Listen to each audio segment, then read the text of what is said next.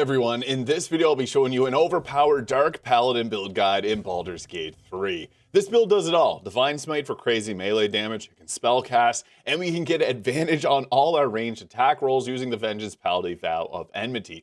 Actually quite absurd. We're also going to be multi-classing into Sorcerer because with patch 8's new Shadow Magic Sorcerer, we got the perfect combination here. And what's even crazier is that the Paladin gets command, Sorcerer gets extended spell. You can extend command to make it last for 2 turns, taking an enemy out of combat for 2 turns with no concentration. It's an absurd combination. As I mentioned, it does it all. The choice that we have to make at the start here is if we want heavy armor proficiency or to start with a sorcerer and get ourselves the constitution saving throw proficiency, which I think is the better choice. So these both use charisma for casting. I would recommend honestly just to start with this because you get yourself Booming Blade. You can actually respec a level 6 if you wanted to take this, but my personal preference is to start with this for the constitution saving throw proficiency, Booming Blade, Mage Hand. Also Friends if you're the face of the party is really good. Enemies will turn hostile after 10 turns if you're on like Tactician or higher. You can just leave the area if that happens.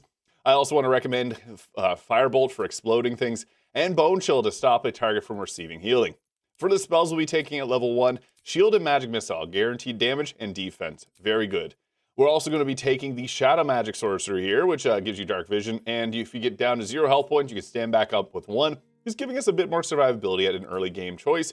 Now for our ability scores, I actually think that running with a dexterity-based paladin is really good in the early game. I know a lot of people use like the two-handed weapons. I actually have one on my character right now. This is a decision you got to make. We can either spec around dexterity and make sure that we go first, which is important as a sorcerer because we're going to be getting, a lot of damage out on the first turn of combat, or speccing into strength and using a heavier weapon. You can also use a strength potion if you wanted to, but my personal preference is to spec into dexterity at this point in the game, as Valor Alluve is one of the best weapons for a paladin. It's in Act 1. But we'll go with the stat spread of something like this. Make sure you have the Persuasion skill proficiency. Level 2 is going to be where we multi-class in, because we want to get the paladin earlier. It just has a stronger start, in all honesty.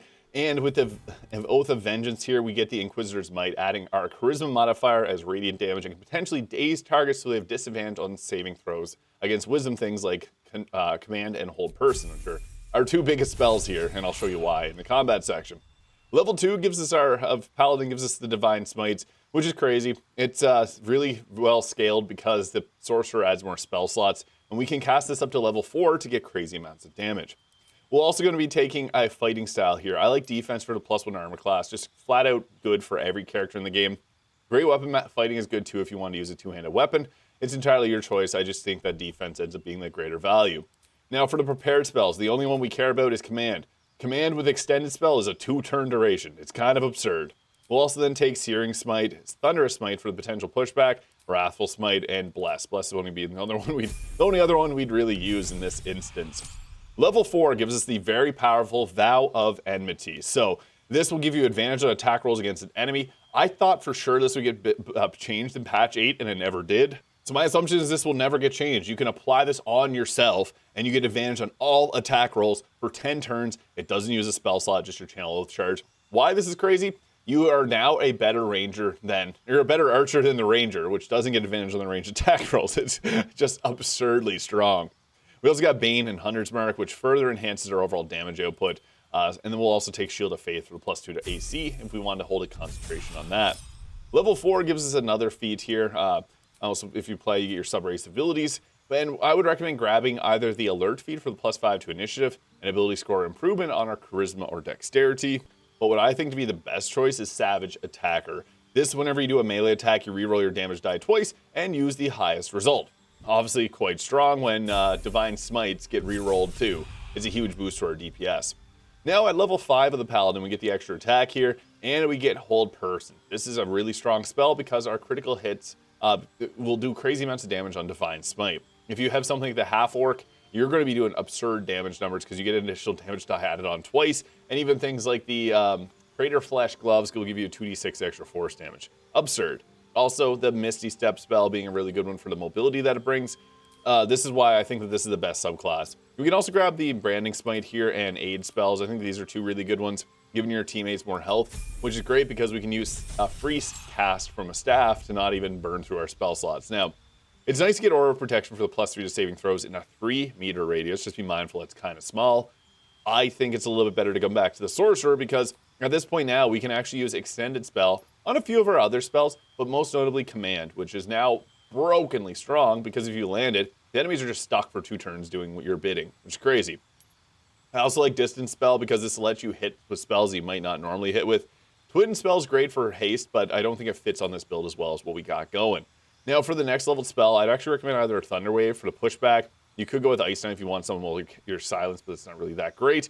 So I do think that it's either Thunder Wave or if you really like Disguise Self for the abilities there, we're going to be using our higher level spells, and I'll show you what I mean in a moment. Now at level 3 of the Sorcerer, we get our biggest feat here, the Eyes of the Darkness. So you can cast this. This is the only way we get the ability to see in darkness is by casting this. And darkness is pretty brokenly overpowered in Baldur's Gate 3. We'll be honest here. It's really good. This also has a concentration, so there's gear that will proc off of holding a concentration, which we're less likely to break. This is pretty good, honestly. It's actually a very powerful ability. We then get to take some spells that I think are going to be good here. Scorching Ray does an attack roll, which we'll have advantage of whenever we're attacking from darkness. Another thing that's absolutely absurd, I'm going to mention right here, is Shadow Blade. You do a 2d6 of psychic damage. We can actually get this to the 5d4 or 5d8 4d8 version of it, which is absurdly powerful because psychic damage can be doubled with the Resonance Stone, which you get in Act 2. I think everyone knows that, so I was going to mention it there. I'd actually recommend taking Scorching Ray first. And we already have like Misty Step and Hold Person, so we don't need to take those.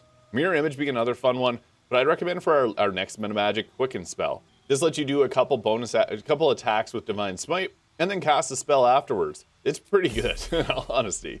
And then once we hit level 4 of the Sorcerer, we get ourselves another feat here. If you didn't take Friends, you could go with that. Minor Illusion if you don't need it. And then we'll also be grabbing I'm going to grab Shadow Blade. You don't have to. It's an option. It's just a very powerful version of a spell that we want if you want to maximize damage. If I don't take Shadow Blade, people complain. If I take Shadow Blade, people complain. I'm just going to mention it here. You don't have to take it. Mirror Image gives a +9 to armor class, which is a nice thing to pre-prepare. And also, Crown of Madness, which lasts for 3 turns. With a Sorcerer, you can turn it to 6 turns, which is actually a pretty good spell at that point for just a single level of investment there, or Sorcerer point investment. Cloud of Daggers is great too because this will make it so that you just guarantee damage. There's no check, it just damages enemies. And at this point, I'd actually recommend the Alert feat. Going first is super important as a spellcaster melee hybrid because we can remove the key threats in combat and make our teammates a lot more safe. I'd also recommend an ability score improvement on Charisma or Dexterity here, but I'm going with the Alert feat for our second and only feat. It's pretty strong. And then finally, for level 5 of the Sorcerer, we get access to Counterspell, which is huge. You also have the option of taking Fireball and Lightning Bolt, with my preference being Lightning Bolt, since you can use a water bottle and a mage hand, throw it, double your damage. I just think Counterspell is an essential spell and one of the best in the game, so we're going to take that to keep our teammates safe. And then once we hit level 6, this is when we get our Hound of Ill Omen, so we can summon forth a Creature of Darkness, bonus action, 3 sorcery points. It's permanent. They updated it in the last patch to make, or the last update to make it so that it's not long rest. It'll last forever, so if you're about to camp, you can always summon it in at any time.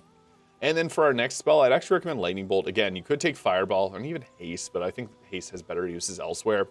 Fireball is a lot of people's preference, but Lightning Bolt's great because fire can sometimes remove your surfaces, like darkness. Now, the last choice we got here, we're getting a level 5 spell slot either way. It's either if you want the +3 to saving throws for your team in a 3-meter radius, and yourself too, or if we want to get one of the best spells, Ice Storm.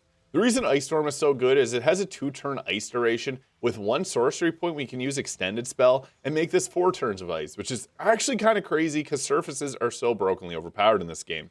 This also gives us things like Greater Invisibility, which we could cast as a bonus action using the Band of the Mystic Scoundrel, same as Confusion, but I think Ice Storm is a better choice here because ice actually will stack with darkness, so you can have a surface on the ground and darkness on top of it. Fire doesn't work that way. It actually works very well together here. But again, you can take the Paladin if you prefer because the Paladin is obviously quite strong with the boost to the saving throws. And the armor mod is the Royal Knight by Skirby. And the beautiful thing about gear for this build is actually like a lot of good options throughout the entire game. I'll start off with hats. So the Haste helmet in the early game gives you more movement speed. Paladins love that to chase down targets. And then in Act 2, there's the Helmet of Arcane Acuity. When you do melee attacks, you're going to get, or any weapon attack, you do a range attack. Most notably, you can use the Vow of Enmity to get advantage on all your attack rolls and do an arrow of many targets and max out your spell save DC really quickly. There's also things like Grim Skull Head Helm here if you're starting with the Paladin, because then you can't get critically hit, which is kind of nice. And even things like the Mask of Soul Perception here to get +2 to attack rolls is quite nice. Not sure why it's not showing up there. I also like the Cloak of Protection, but if you're the darker, the Deathstalker Mantle works good as well. Now for armor, there's a lot of options depending on where you went with your proficiency. So if you start Paladin, you get heavy armor, but Act 1, best item, probably Adamantine Scale Mail. Giving yourself reduced damage and sending enemies reeling, and you can't be critically hit is actually a very powerful choice. Later on in the game, you can go with the Armor of Agility here to maximize the dexterity that we rolled with, and also give yourselves a +2 to saving throws, which is really nice if we didn't take the extra levels in Paladin. There's also things, if you took the Paladin and started the Dwarven Splint Mail is actually really good for the boosted Constitution, and even the Helldusk Armor in the late game can be pretty nice. If you also wanted to in Act 2, you could just stick with a Potent Robe to get additional Charisma modifier added to your damage. In Act 1, the Protecty Sporks Wall is good if you didn't want to use the Adamantine Scale Mail. But if you got heavy armor proficiency, then the Armor Persistence is a good choice as well. I honestly think you can rock the Adamantine Scale Mail for the entire game if you wanted to, but Armor of Agility is great too. And the AO die from Favoring Colors gives that cool appearance. Now, this item got fixed in Patch 8 and it fits perfectly here. So, when you hit a target with a spell or a cantrip that uses a weapon, you gain Arcane Acuity. Divine Smite counts, Booming Blade counts, and a secret little ability is we can actually use Shadow Blade and then all of our melee attacks count and give ourselves that Arcane Acuity so you don't have to use the helmet. I'm using the Pyro Quickness hat for that reason because when you deal fire damage with a spell, you burn yourself. Just have to be mindful that can lose your concentration, but it gives you another bonus action, which is really nice. I also want to recommend Steel Watcher helmet on one of your teammates so they don't get blinded by your darkness. The Shar Spear works well, and the Eversight Ring. Those are 3 gear that your teammates would like to have so that they can actually see in your darkness as well, or have someone on your team play a Warlock. I also like the Evasive Shoes, but you can also go with the Boots of Stormy Clamor if you prefer. And then for rings, I got the Band of the Mystic Scoundrel, giving yourself a bonus action command or illusion, like any type of illusion spell. Actually kind of absurd, so you can cast after spell casting. Late game item, so I also like the Shadow Cloaked Ring, because we're going to be going against shadows, targets, and lightly obscured and heavily obscured often, so an additional 1d4 damage is nice. Killer Sweetheart, a good choice too. Crusher's Ring for the +3 movement speed. Caustic Band for a little extra damage also works great. And the last one I'll recommend is Strange Conduit Ring, since we're going to hold a concentration on darkness. That's an extra 1d4 of damage that we'll basically always have. I'm going to leave it as the Shadow Cloaked Ring and the Band of the Mystic Scoundrel, but you can swap those as you see fit. And also, I guess, the Amulet of Greater Health, but you can use really any amulet here for your preferences, Perioptic Wound Closure being a good choice too. Hellrider Longbow, +3 to initiative. That's just good. Going first is important. I have the Sword of Chaos if you're spec'd into strength. As mentioned previously, you can use the Fowler Alluve weapon, which is a really good weapon in Act 1 because it has the Shrieking Song, which can give enemies buffs or negatives and buff our teammates if we prefer. I also like to do a little secret here. So we can take a staff like the Staff of Spell Power here and then give ourselves the Arcane Battery and then go ahead with a level 5 version of Shadow Blade. This is going to be the highest damage, and basically if I'm doing a melee build that gets Shadow Blade, I have to take it or people get angry that I don't. So yeah, 48 plus 8 psychic damage. It's kind of absurd. It's just really the meta in Baldur's Gate 3, unfortunately, for better or worse. I also like to have the Cold Snap here to be able to chill the target if they miss you into attack and it boosts your armor class by 1. It's kind of a good one because it's going to set up your other spellcasters, and we also have Ice Storm, which isn't fully cold damage, but that 46 gets doubled, which is kind of nice. Another really good offhand weapon is Belm, though, because that gives us bonus action attacks. And the reason I like the bonus action attacks is because we got the Pyro Quickness hat here, so we can do a little bit of fire spells, get ourselves a bonus action, and then kind of come around full circle. One thing I want to mention, though, Searing Smite doesn't actually proc this here. And if we want to use the Pyro Quickness hat to its full advantage, it's actually best to take the Helldusk Armor, which prevents us from getting burned, which is important because that won't break our concentration, so that's going to be a good choice as well. And if you got that, you'd also have the Helldusk Boots, which actually work very well too, because you get a special ability which actually procs this ability. So the Hellcrawler, for whatever reason, is counted as a spell that will proc this, whereas Searing Smite is actually a spell and not a class action, and it doesn't. I don't know why, but it gives you basically a free bonus action for teleporting, so yeah, it's pretty good. Now for combat, my recommendation is to position yourself well. The reason we got the Hellcrawler here is just because we can use this to jump into a position like this where we can get in and start doing some pretty crazy damage. That was enough to explode some of the fire damage there, but we also triggered a free bonus action. Why this is so good is because then we can do a perfectly balanced strike for a free attack here. And yeah, this just gives us another way of damaging. That took out another target as our bonus action. So yeah, we haven't even spent, I have haste on my character, so I didn't even spend my full action here yet. Booming Blade is going to be one of the highest damage options that we got. It does an additional 2d4 or 2d8 of thunder, and then also a 40, our weapon does that 48, which is kind of crazy. I didn't even apply Vow of Enmity onto myself, I kind of forgot to, but we would have advantage on all of our attacks. But Shadow Blade gets advantage on anyone that's obscured, so that's kind of crazy as well. Now, another thing is if you got arrow of many targets, that's going to be a good option. Unfortunately, I have a mod that's interacting with that. Doesn't let me do it. But when we see enemies like this grouped up together, a extended spell version of the Ice Storm there can be pretty nice because, yeah, it's just going to lock down enemies. We could also go with an extended spell command here and do a command approach on a target. It's forcing us to use the bonus action there because of the Band of the Mystic Scoundrel, but normally we would do that as an action. I'm just going to go with an extended Ice Storm here because it does damage, and it's going to be a good crowd control option, so I've got counterspelled, lovely. And I guess to end off the turn, we'll go with a Divine Smite. You can also go into your Reactions tab here and turn on your Divine Smite reactions if you want to burn through them on normal attacks. I'd recommend doing that because it's actually a huge boost to your DPS, but I'm just going to manually do it here. This target's got full health, we got advantage on attack rolls. We likely don't need more than a level 2 spell slot to remove it from the field, and we could roll that crit if we want to. Yeah, 19 plus 72. Savage Attacker is a really good feat. And then we use up our 2 actions, a bonus action. I'm going to end the turn right in there. Pretty solid turn. And I'd recommend saving your counterspell for whenever you see a command come out, because honestly, unless it's a like a crowd control spell like that, we don't really want to spend a reaction just in the odd chance where we can do something like that. Now, what's funny is you're immune to command grovel whenever you're wearing the Helldusk boots, so that's kind of good, because we're in a tough pitch situation now.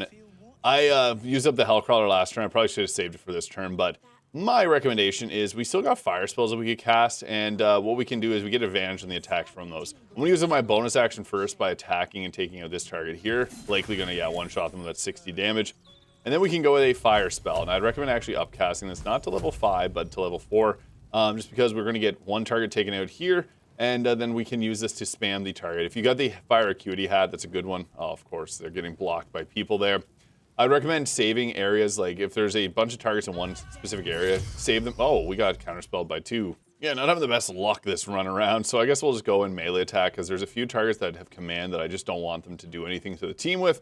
So I'm going to run over here. You can start with Booming Blade, because you can do that once per action, and then I want to eat that opportunity attack. It's a weird pathing, that's fine. But we want to use Booming Blade on our first attack, and then follow up with a Divine Smite for the second, typically.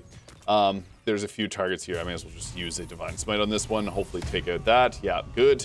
And then we'll just run back to our safety pocket in darkness. Not the absolute best turn. Another thing is we have Nimbus here too. I didn't even get to use him, but Nimbus can, I'm not sure why I can't control him there, but he can run around and do some damage too. We can finally get the dog to turn here. The Ominous Bite can restore our sorcery points because it'll put an omen on them.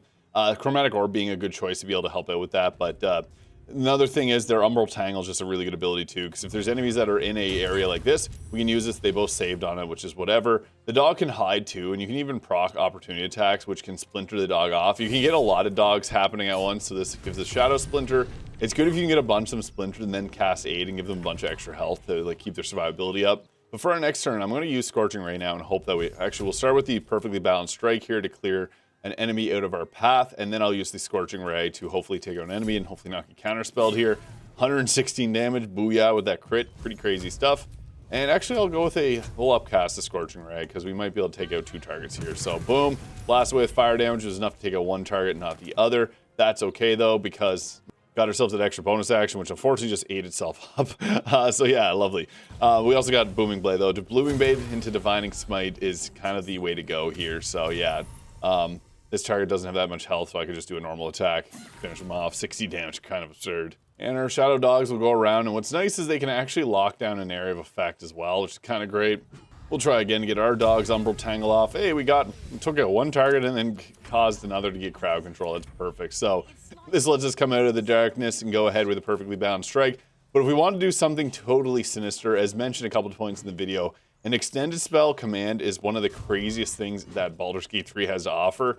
Even crazier is you can lure them into your darkness. So yeah, command approach for 2 turns. He's out of combat, he can't do nothing. It's kind of silly. And then we'll just go ahead here, wiping out this attacker. And the best part about command is you can upcast it to attack multiple people at a time. So you can have 5 people out of combat for 2 turns without concentration, and maybe another 3 targets in a command, like in a hold person. Kind of silly. Yeah, Divine Smite into that, pretty good. If you had a whole person for the crits, it'd be good. This is one of the most powerful builds in Baldur's Gate 3. The Shadow Darkness Paladin Sorcerer multiclass. And let me know your thoughts in the comments. Hit the subscribe button below if you enjoyed, and we'll catch you all in the next video.